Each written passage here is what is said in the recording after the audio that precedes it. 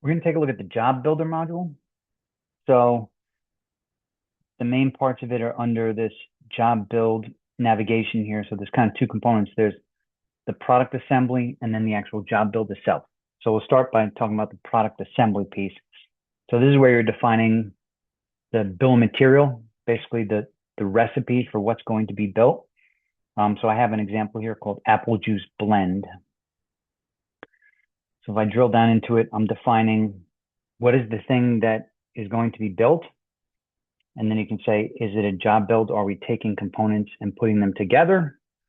Or are we doing the opposite, a disassembly where we're taking something and taking it apart? You can make these active or not. We're saying when we build apple juice, what unit of measure are we using to build it? For the costs that are going to be transferred, what currency should they be in? And then because there's going to be components that will turn into something new, those things will have costs and accruals associated with them. So this is saying when we do this type of build, should we bring the accruals in addition to the cost into the new assembled venture?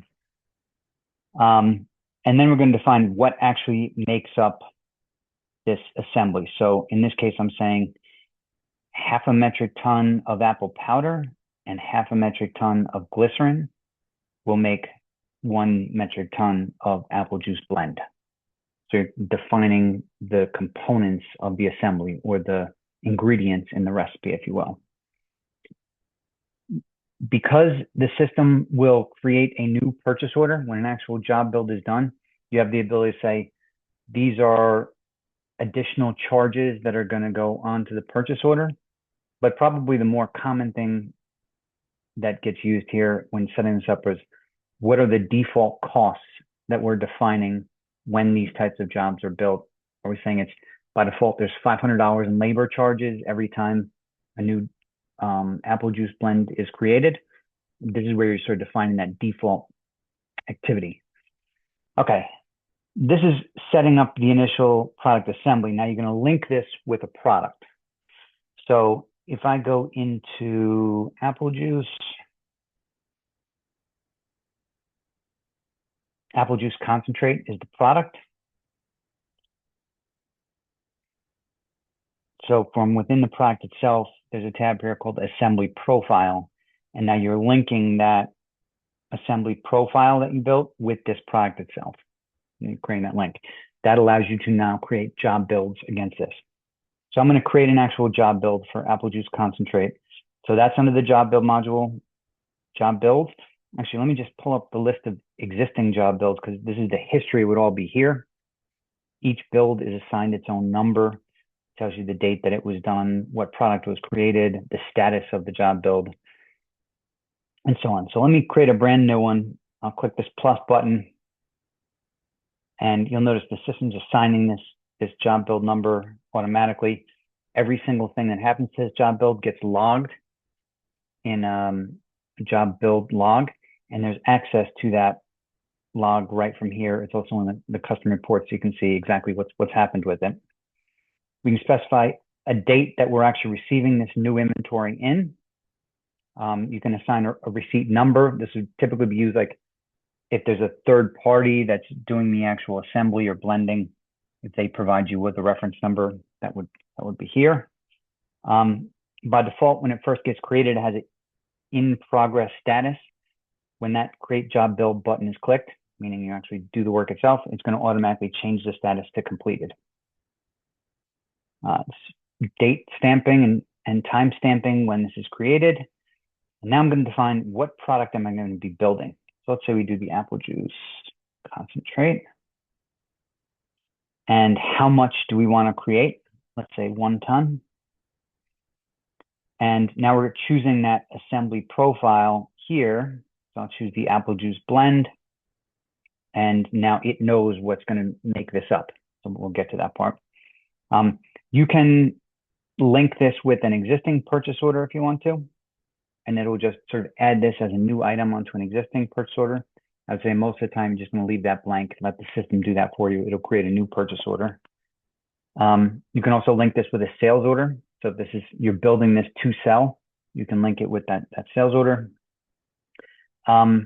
if you're building this with certain set of specification requirements, in other words, this blend is going to have this set of spec requirements, you can link a spec reference here. You can link it with another related build. So if you're doing sort of one on top of the other, you can link them together. The currency, remember we said by default is going to be US dollars for this. The system will assign a lot number automatically. It'll be just like, it just uses the job build number. So it'll be like JB-23 in this case. But you can set up, because this is going to create a new lot in inventory, you can specify what that lot number should be if you want to. If you leave that blank, the system will define it for you. You can say, how is this going to be packaged? Let's say it's going to be packaged in 25 kg bags. And what warehouse are we pulling the component inventory from? So I know I have some in this allied warehouse, so I'll use that. This build LPC, this is the latest projected cost of the assembled lot or the assembled venture. This is going to calculate automatically because it's going to take the sum of all costs from the component ventures and roll them into this new assembled venture. Build description, narrative, you can explain what it is you're doing, and this is going to actually create the build. So I'm going to come back to that, but let's first look at what the requirements are to get this done. So because that assembly profile, we defined what makes up 1 metric ton of apple juice concentrate is half a ton of apple powder and half a ton of glycerin. We do have the ability to modify these numbers here for this specific job build if we want to. I'm saying in most cases, we're probably not going to do that.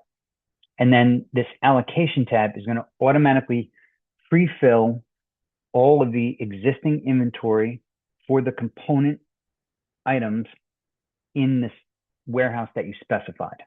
So it's looking at the allied warehouse and it's looking for any apple powder and any glycerin that we have in there. And I'm going to choose which specific lots or which specific ventures I want to pull from to make this new assembled product out of. So let's say I choose this first one here, this first venture for apple powder. So I'm going to choose, remember, because we need half of a metric ton. So I'm going to say 0.5 of this lot, and I click this button to allocate, and it's going to sort of set that aside for me. It says it's 1 package is being allocated or used for this particular build. Now I need to find the glycerin. So let's say I choose this one, and I'm going to take 0.5 out of this as well. Allocate. Now we have fulfilled our requirements. And this is giving me what the value is of the total value of the component venture being used. And if I go back to the general information tab here, you can see it's calculating what my built ventures LPC latest projected cost is going to be based on, remember, it's the sum of those component ventures. So in the summary here, we're showing us which ventures are being used, which lots are being used, and when I click that create job build button, it's going to actually do the job build itself. Before I go into that, I just want to mention a couple other things while we're here. One is in this documents and images area here, you can upload and attach any documentation that you're receiving in from, like I was saying, if the build itself is being done by a third party and they have any documentation, you can upload and attach that here. And you can specify costs. So let's say I'm going to add a $500 labor charge, for example. We have to pay someone to actually do the blending. In this case, there's a $500 label charge. And then I'm saying how I want to distribute that. Let's say we're going to distribute it by quantity. And now click this button to create job build. Takes a second. It's pulling the component inventory out and building this new assembled venture. So we have a new system generated built venture here. And if I click into this, I can see what my latest actual cost is, my latest projected cost. There's kind of a summary here. So if we go into the accruals area, we're going to see it has rolled all the accruals from the component ventures into this new assembled venture. So there's bank charges, custom broker fees, drayage, and so on. So those are the accruals that have been rolled into it. And then also, if there were any costs, in this case, there were actual costs that have been entered against the component ventures, those costs get rolled in here as well. So that's that. So then if you want to, you can then take that new assembled venture and sell it, allocate it, and ship it out.